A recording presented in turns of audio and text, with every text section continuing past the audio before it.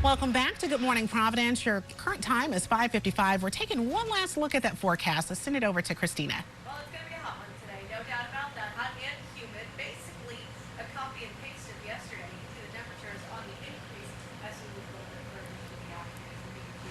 So let's take a look at those temperatures here, and of course we'll have more details coming up.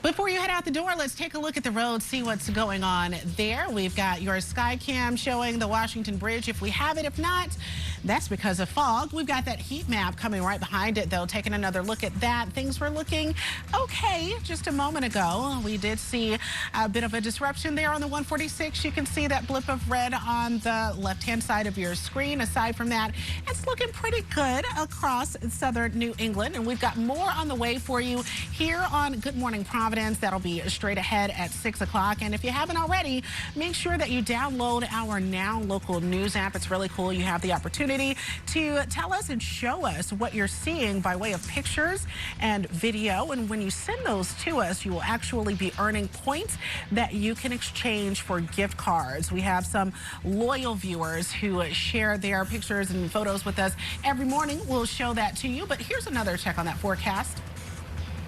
Yeah, 89 degrees. That's the high temperature in Providence today. Going to be awfully toasty, very humid. It's going to feel more like 95, 96 by the end of the afternoon. Keep that in mind. That's why we have that heat advisory in place, especially as you're looking a little bit further north, not only into Rhode Island, but Massachusetts and Connecticut as well, even as you're heading back up across the state line into, let's say, New Hampshire. Just keep that in mind. It's going to feel awfully warm, and you're going to want to stay indoors in the AC when you can. Drink plenty of water, and of course, light, loose clothing as you spend time outside.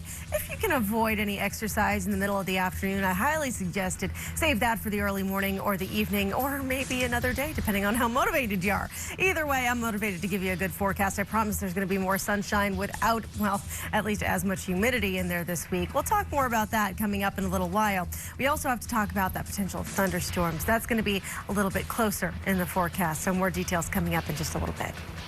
Thank you so much, Kristina, for that. Here's a look outside at what it looks like with that fog covering the tops of those skyscrapers. We'll be back at 6 with updates on the Karen Reed case on the Washington Bridge. And you're going to want to stick around for this. Pickled cupcakes? We've got your back on ABC 6.